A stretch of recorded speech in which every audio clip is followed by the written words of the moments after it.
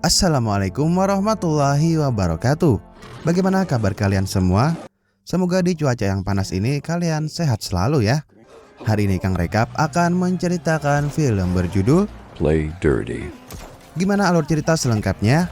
Langsung saja kita putar filmnya, let's check it out. Alkisah dibuka dengan aksi sebuah perampokan bank yang sedang berlangsung sangat tegang. Di dalam bank, seorang perampok muda terlihat tidak terima saat mendapat kritik dari salah satu rekannya.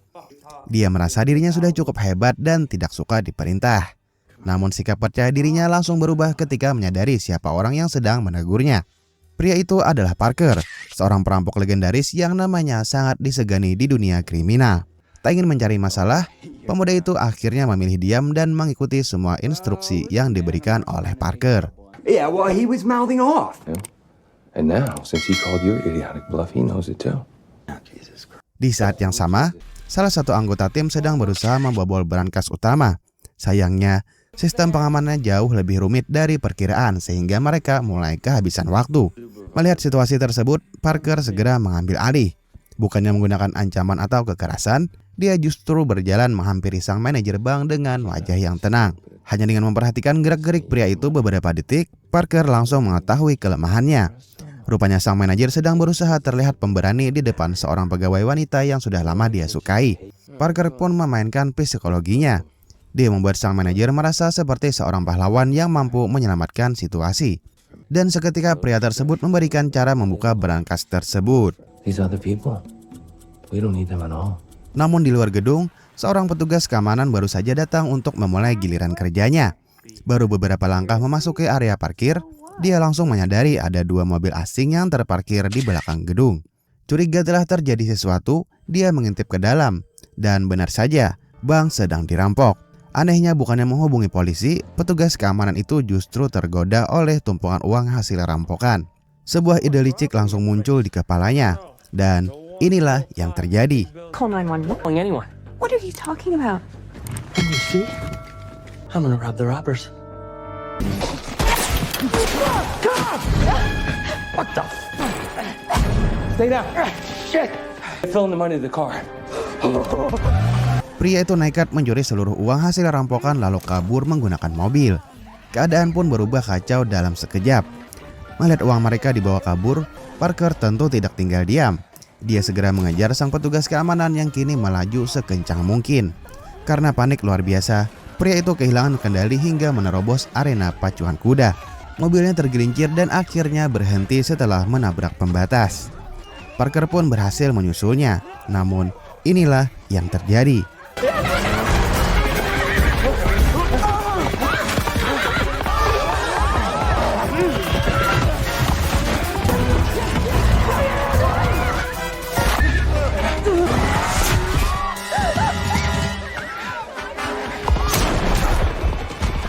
Meski seorang pencuri profesional, Parker tidak pernah berniat untuk membunuh orang yang tidak perlu.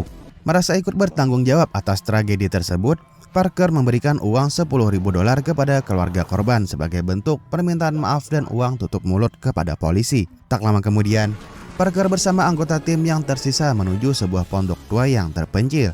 Tempat itu akan menjadi persembunyian mereka sampai situasi kembali aman. Sesampainya di sana, mereka mulai menghitung hasil rampokan yang masih tersisa. Suasana terlihat santai, semua mengira pekerjaan telah selesai. Namun, bahaya justru sedang menunggu di dalam rumah itu sendiri. Salah seorang anggota tim bernama Zen tiba-tiba berkata ingin mandi. Dengan santainya, dia melepas seluruh pakaiannya di depan rekan-rekannya hingga membuat suasana menjadi canggung. I got dibs on. Hey! Oh, Hey! what? We're bunking here for 2 weeks. dick. People have seen my dick. Okay, well then you can. Decency, come on, you know how to be a gentleman? Tak ada yang menyangka tindakan aneh itu ternyata hanya sebuah pengalihan perhatian. Dan inilah yang terjadi. Gun!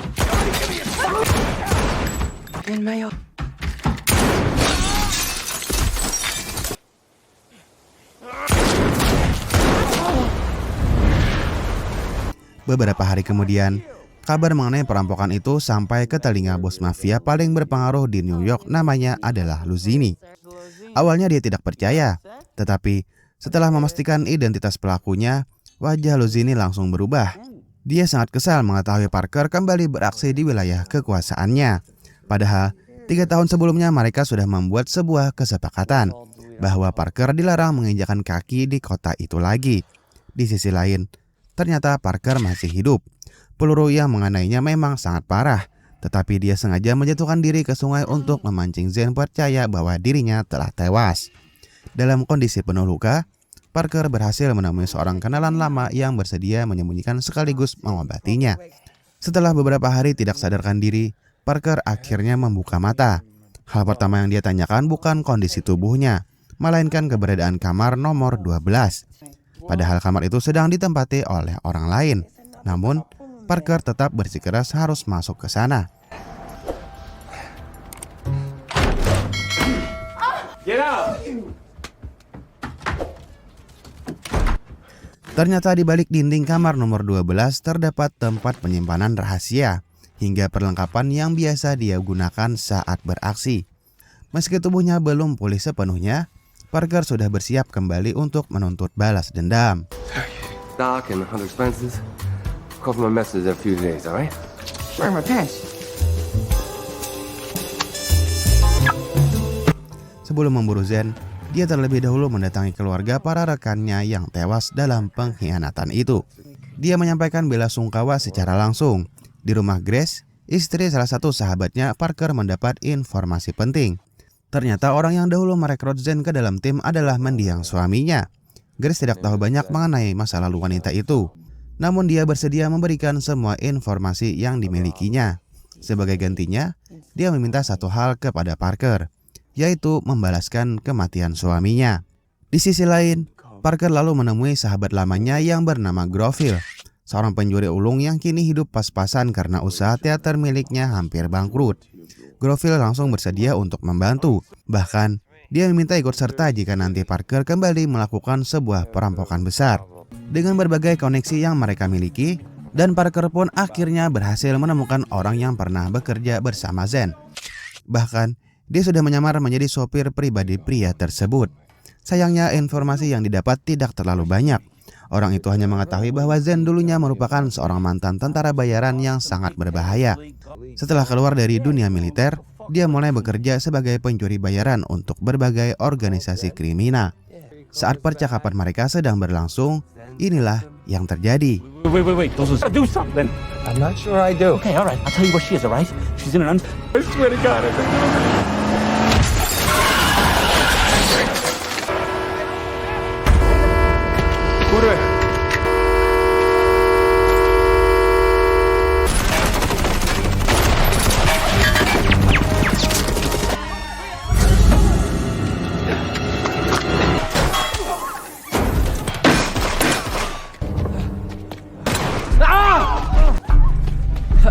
Sebelum pergi, dia berhasil menangkap salah satu penyerang yang masih hidup.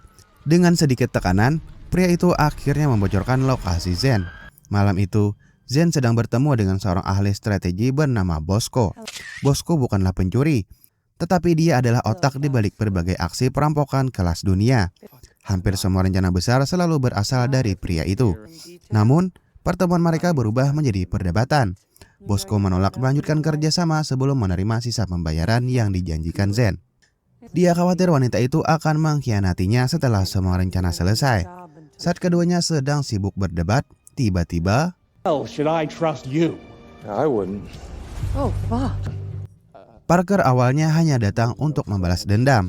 Namun, setelah mendengar bahwa Zen rela menghabiskan seluruh uang hasil pengkhianatan hanya untuk membeli informasi dari Bosco, rasa penasarannya mulai muncul. Dia ingin tahu perampokan seperti apa yang membutuhkan biaya sampai miliaran rupiah. Jesus Christ! Idea? What you've done? Zen pun akhirnya mulai berbicara. Dia menjelaskan mereka berencana mencuri sebuah harta karun bersejarah milik sebuah negara. Belum lama ini, negara asal Zen menemukan bangkai kapal kerajaan Spanyol yang tenggelam sejak abad ke-15. Di dalam kapal tersebut terdapat emas, berlian, dan berbagai artefak berharga dengan nilai mencapai belasan triliunan rupiah. Namun bukannya dikembalikan kepada rakyat, presiden negara itu justru memiliki rencana lain. Dia ingin menjual seluruh harta tersebut secara diam-diam di pasar gelap. Bahkan caranya sangat licik. Harta itu terlebih dahulu dipamerkan dalam sebuah acara resmi di markas Perserikatan Bangsa-Bangsa di New York. Setelah semua perhatian dunia tertuju ke sana, sebuah kelompok mafia akan berpura-pura mencurinya. Padahal semua itu sudah diatur sejak awal. Dalang dibalik pencurian tersebut ternyata tidak lain adalah Luzini, bos mafia yang selama ini menjadi musuh Parker. Sedangkan Bosco adalah orang yang ditugaskan menyusun seluruh detail operasi itu. Kini Parker mulai memahami mengapa Zen begitu membutuhkan Bosco. Tanpa pria itu, seluruh rencana menjadi berantakan. Namun, Parker justru melihat sebuah peluang. Walaupun Bosco sudah mati, bukan berarti rencana itu harus dibatalkan. Keesokan harinya, Parker mengajak Groville menemui Zen sekali lagi. Dia menawarkan sebuah kerjasama. Parker tidak ingin mencuri harta karun itu dari pemerintah. Dia juga tidak ingin mencurinya dari museum. Target sebenarnya adalah merampok para perampok. Dia akan membiarkan Luzini melakukan semua pekerjaan berat. Setelah mafia berhasil membawa kabur harta karun itu, barulah Parker mengambil dari tangan mereka. Rencana tersebut jauh lebih sederhana, namun tetap memiliki risiko yang luar biasa besar.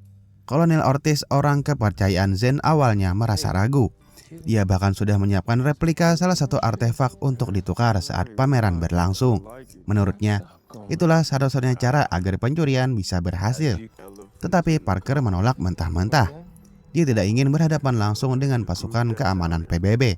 Groville langsung terdiam ketika mengetahui siapa mafia yang akan mereka hadapi. Siapapun yang mencoba mencuri dari Luzini hampir tidak pernah pulang hidup-hidup. Tetapi hadiah yang menanti di akhir operasi terlalu besar untuk dilewatkan. Nilai harta karun tersebut mencapai belasan triliunan rupiah. Akhirnya seluruh tim sepakat untuk melanjutkan misi. Selama beberapa hari berikutnya, mereka mulai menyusun setiap detail operasi. Groville ditugaskan mengawasi tangan kanan Luzini yang bernama King Cat. Sementara Parker dan Zen berusaha mencari semua dokumen milik Bosco yang mungkin masih tersisa. Pencarian itu membawa mereka ke restoran milik saudara Bosco. Parker dan Zen mulai menginterogasi saudara Bosco. Mereka berharap masih ada petunjuk yang bisa mengungkap seluruh rencana perampokan milik Luzini. Sayangnya, pria itu sedang terpukul oleh kematian saudaranya. Sejak tadi, dia hanya menangis dan hampir tidak mampu berbicara. Di sela-sela isak tangisnya, dia hanya sempat menyebut satu nama, yaitu Mr. Bluey. Awalnya Parker mengira itu adalah nama seseorang. Namun, beberapa menit kemudian, dia baru sadar kalau Mr. Bluey hanyalah boneka kesayangan Bosco. Sebelum sempat mencari lebih jauh, namun inilah yang terjadi.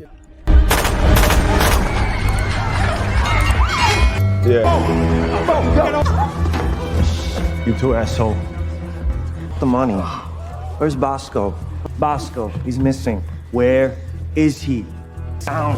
Let's go. Fuck. Fuck. Doctor! I can help. Please. I can help. Come on, we gotta find Mr. Bluey! Jen, what the hell are you doing?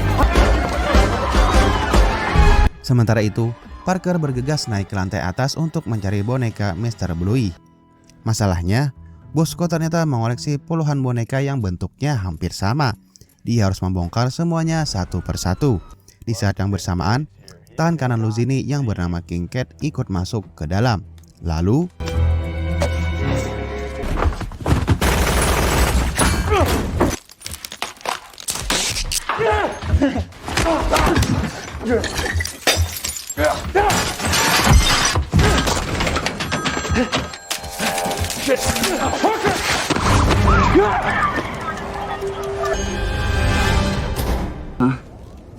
Sure what? tak lama kemudian Parker akhirnya menemukan file rahasia Bosco. Di dalam dokumen itulah seluruh rencana Luzini tersimpan dengan sangat rinci. Sesampainya di markas, Parker langsung mengumpulkan seluruh anggota. Dia mulai menjelaskan bagaimana operasi besar itu akan dilakukan. Menurut informasi Bosco, setelah berhasil mencuri harta karun dari gedung PBB, Luzini tidak akan langsung membawanya ke markas mafia. Sebaliknya, barang-barang itu akan dimasukkan ke dalam kereta pengangkut sampah agar tidak menimbulkan kecurigaan. Kereta tersebut akan berhenti di sebuah stasiun yang letaknya bersebelahan dengan gudang milik mafia. Disitulah semua peti akan dipindahkan secara diam-diam. Begitu mendengar penjelasan itu, Parker langsung menyusun strategi baru. Dia tidak akan menyerang mafia secara langsung. Dia akan membuat kereta tersebut keluar dari rel sebelum mencapai tujuan akhirnya. Jika berhasil, seluruh harta karun akan jatuh tepat ke tangan mereka. Setiap anggota tim kemudian mendapat tugas masing-masing. Brenda dan Ed akan menyusup ke ruang kendali kereta untuk meningkatkan kecepatannya. Groville bertugas memutus sistem pengereman otomatis di stasiun. Sedangkan anggota lainnya menyiapkan kendaraan dan jalur pelarian. Semuanya tampak sempurna. Namun malam sebelum operasi dimulai, Zen diam-diam mendatangi kamar hotel Parker. Dia mencoba menjelaskan alasan sebenarnya mengapa dirinya begitu ingin merebut kembali harta karun itu. Menurut Zen, benda-benda tersebut bukan sekadar emas atau berlian. Semuanya adalah bagian dari sejarah negaranya yang telah dicuri selama ratusan tahun. Dia tidak ingin melihat warisan bangsanya dijual kepada para kolektor kaya di pasar gelap. Parker pun mendengarkan tanpa banyak bicara. Baginya, motivasi tidak pernah menghapus pengkhianatan. Dia tetap belum bisa melupakan kematian sahabat-sahabatnya. Namun, inilah yang terjadi. Me, this, can I? You gained wool on my feet, huh?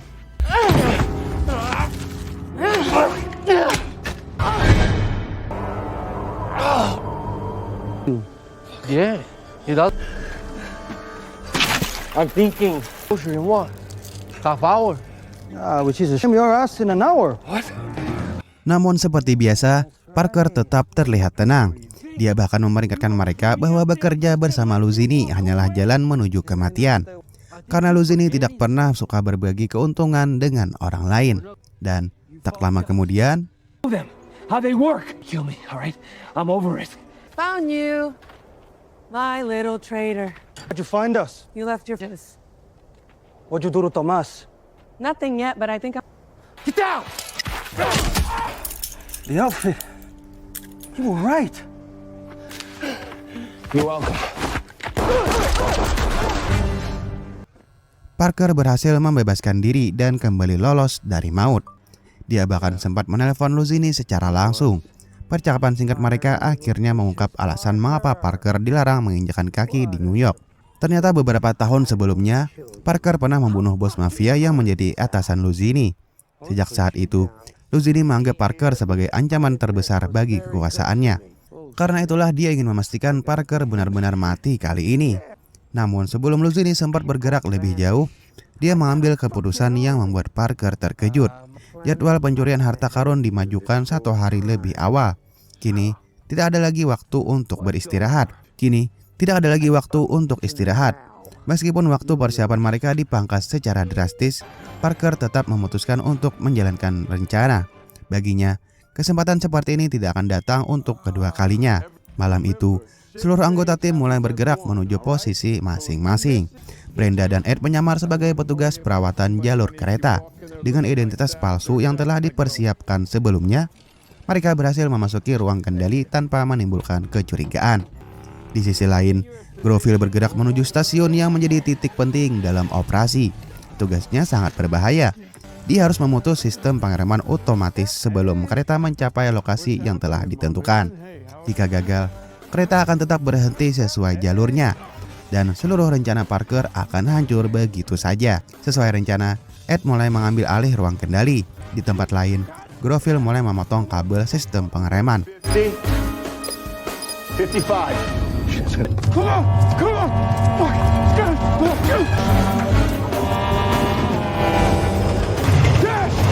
Setelah berhasil, Groville langsung memberi kabar kepada Parker melalui radio. Kini mereka hanya tinggal menunggu. Kereta terus melaju dengan kecepatan tinggi menuju tikungan yang telah diperhitungkan Parker.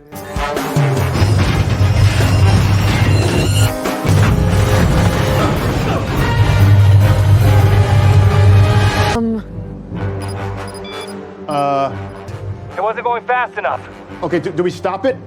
Parker langsung menyadari ada kesalahan dalam perhitungannya. Tanpa membuang waktu, dia segera mengubah strategi. Melalui radio, dia memerintahkan Groville kembali menuju stasiun sebelumnya. Masih ada satu sistem pengereman cadangan yang harus dimatikan. Jika itu tidak dilakukan, kereta tidak akan pernah keluar dari rel. Groville pun berlari sekuat tenaga dan inilah yang terjadi.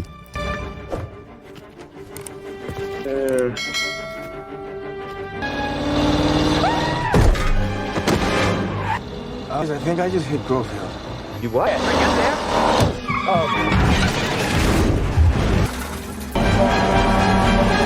Speed seems about right. Never.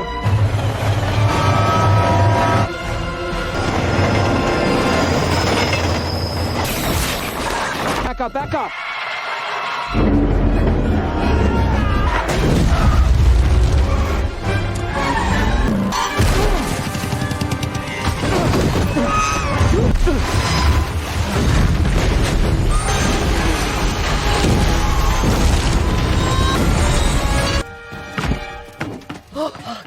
Let's go. Parker dan timnya hampir ikut menjadi korban dari rencana mereka sendiri. Namun, tidak ada waktu untuk mengagumi hasil operasi tersebut. Sebelum polisi tiba, mereka harus segera mengambil seluruh peti harta karun. Semua anggota tim sudah membayangkan tumpukan emas dan berlian di dalamnya. Namun, begitu tutup peti pertama dibuka, semua orang langsung terdiam. Isinya hanyalah batu-batu biasa. Namun Parker tidak ikut panik. Dia justru memperhatikan salah satu peti dengan sangat teliti. Di bagian bawahnya, dia menemukan sebuah alat kecil yang berkedip pelan. Saat itulah Parker akhirnya memahaminya. Dan dugaan Parker benar. Dari kejauhan, mulai terdengar suara puluhan mobil yang melaju kencang menuju lokasi kecelakaan. Akhirnya seluruh anggota tim segera berpindah dan meninggalkan lokasi beberapa detik sebelum polisi tiba. Menurut mereka, harta karun itu pasti sudah berpindah tangan kepada para pembeli di pasar gelap. Namun Parker justru terlihat santai. Dia duduk sambil menikmati secangkir kopi seolah tidak terjadi apa-apa. Groville bahkan menuduh Parker telah membawa mereka menuju misi bunuh diri. Belum lagi soal King Cat. Parker sebelumnya mengaku bahwa King Cat sudah mati, padahal kenyataannya King Cat masih hidup. Groville merasa dibohongi, tetapi Parker dengan santainya menjelaskan sesuatu yang sama sekali tidak terpikirkan oleh siapapun. Menurutnya Luzini memang berhasil menggagalkan pencurian kereta. Namun, ada satu kesalahan besar yang dilakukan sang bos mafia itu. Dia terlalu terburu-buru menjual harta karun itu kepada para kolektor. Artinya, barang-barang tersebut kini tersebar di berbagai tempat. Dan Parker tidak perlu mencuri semuanya kembali. Dia hanya membutuhkan satu artefak paling berharga, yaitu sebuah patung kuno yang menjadi simbol utama dari seluruh koleksi tersebut. Nilainya jauh melampaui emas maupun berlian lainnya. Tapi masalahnya sekarang tidak ada yang tahu siapa pembelinya. Menurut Parker, cara paling tepat menemukan pembeli adalah dengan menangkap orang kepercayaan Luzini. Target mereka kali ini adalah King Cat. Saat itu King Cat masih menjalani pemulihan akibat pertarungannya dengan Parker beberapa hari sebelumnya. Dia beristirahat di apartemen mewah dengan penjagaan yang cukup ketat. Dan cukup mustahil masuk melalui pintu depan. Karena itu, Parker kembali menciptakan sebuah pengalihan isu. Where's the lobby? There's some asshole. It's emergency, Terry! Get up there and check it out! I got no house. Hey, oh shit. Brother, I just want to know who you are. Yeah. Huh? Boom! Ah. Put this on. Come on, let's give it in.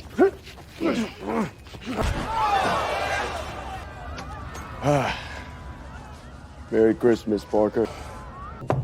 Police, open the building. We just gotta ask a few questions. Come on. Come on, open the door. Open the door. Hey, come on, man. Hey, look, we're not gonna hurt you. I'm begging you, and Levi and Taro. I got a big deal coming in, and it's a crypto to it. Don't do what? Because you did it before. You dropped me out the window. Now look at me. I'm fucking. King Cat menolak menjawab. Namun, salah seorang terapis pijat yang kebetulan berada di apartemen itu tanpa sengaja membocorkan semuanya. Nama pembelinya adalah Paul, seorang miliarder sekaligus kolektor benda-benda antik paling kaya di dunia. Tanpa membuang waktu, Parker langsung bergerak. Paul saat itu sedang menikmati makan malam di sebuah restoran mewah. Dia sama sekali tidak menyangka bahwa seseorang akan berani mendatanginya secara terang-terangan. Parker duduk tepat di hadapannya. Dengan santai dia bertanya di mana patung itu sekarang. Paul awalnya menganggap semua itu hanya lelucon. Dia bahkan mengancam akan menghancurkan hidup Parker dengan kekayaannya. Namun beberapa menit kemudian inilah yang terjadi. Put that thing away. You're not gonna use it.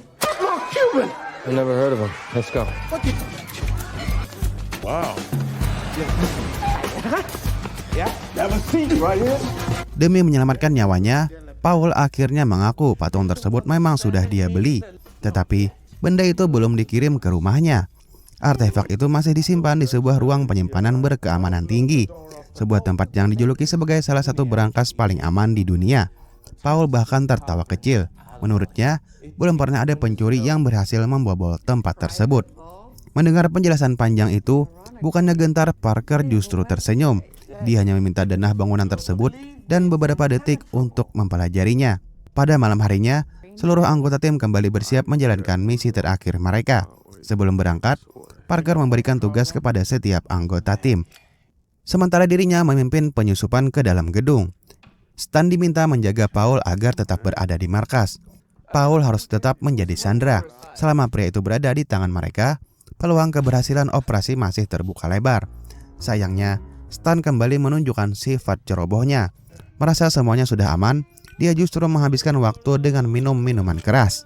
Tak lama kemudian, dia tertidur pulas di kursinya. Kesempatan itu langsung dimanfaatkan Paul. Diam-diam dia membebaskan diri lalu melarikan diri dari markas. Begitu berhasil sampai di jalan raya, Paul meminjam telepon seorang pengendara dan langsung menghubungi Luzini. Dia memberitahu bahwa Parker sedang menuju tempat penyimpanan artefak. Mendengar kabar itu, Luzini langsung panik. Dia tahu betul kemampuan Parker. Sementara itu, di depan gedung penyimpanan, Parker sudah menjalankan rencana berikutnya.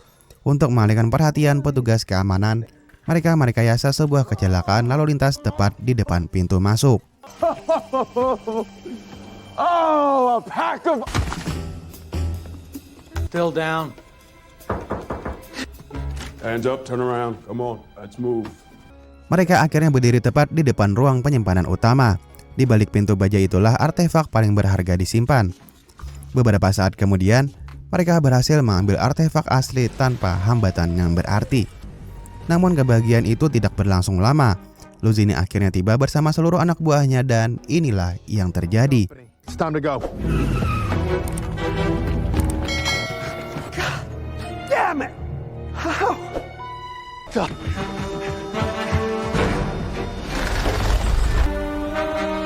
The cars. Bring the fucking cars! My ass, man.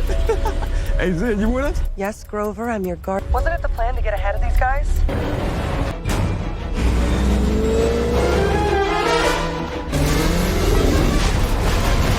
Oh, bitch! Hang on, keep the steady as you can, right? Wait, whoa!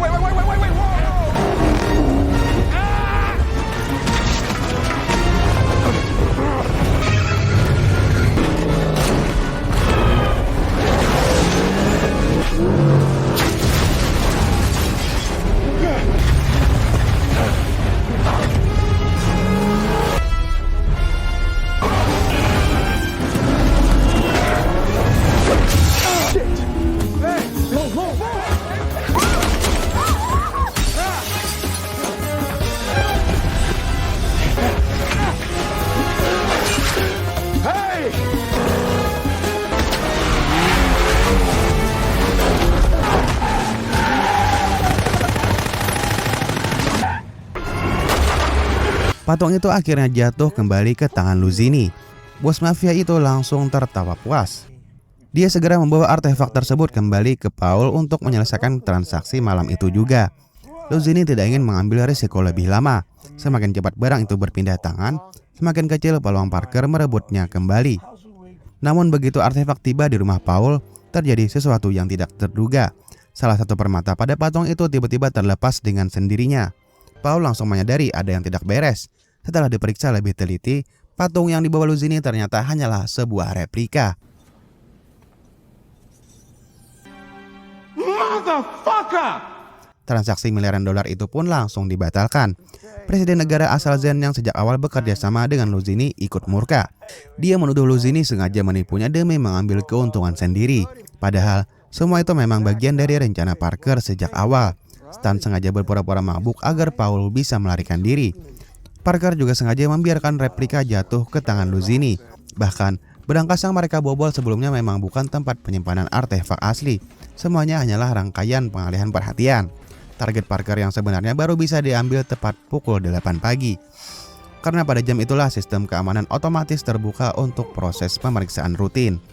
Parker kini memegang artefak yang asli, namun dia sama sekali tidak berniat menjualnya. Di tangannya telah terpasang sebuah alat peledak. Luzini mencoba membujuknya, menurutnya masih ada jalan damai. Tetapi Parker hanya tersenyum. Dia berkata dengan tenang, "Ini bukan soal uang, ini soal balas dendam." Tanpa ragu, dia menekan tombol pemicu dan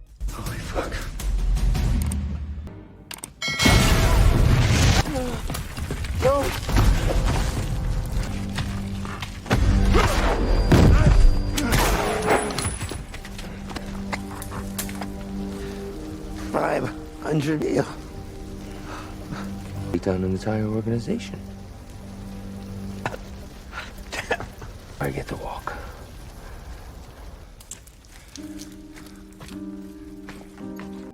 bos mafia yang selama bertahun-tahun menguasai New York itu akhirnya tewas di tangan Parker. Keesokan harinya, seluruh anggota tim mengira mereka pulang dengan tangan kosong. Namun Parker kembali membuat semua orang terkejut. Sebelum menghancurkan artefak tersebut, diam-diam dia telah melepaskan puluhan berlian yang menghiasi patung itu. Semua anggota tim akhirnya mendapatkan bagian masing-masing. Khusus untuk Zen, Parker memberikan hadiah yang jauh lebih besar. Dia menyerahkan seluruh bukti kejahatan presiden negaranya kepada Interpol.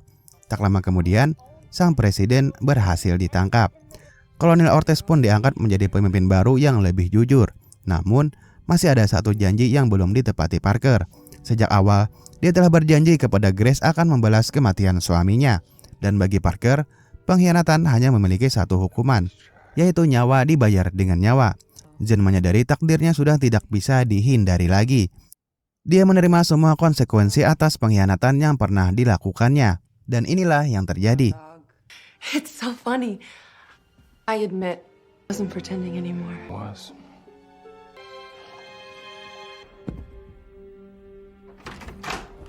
Setelah semuanya selesai, Parker menyerahkan bagian harta milik Zen kepada Grace sebagai bentuk tanggung jawab atas kematian suaminya.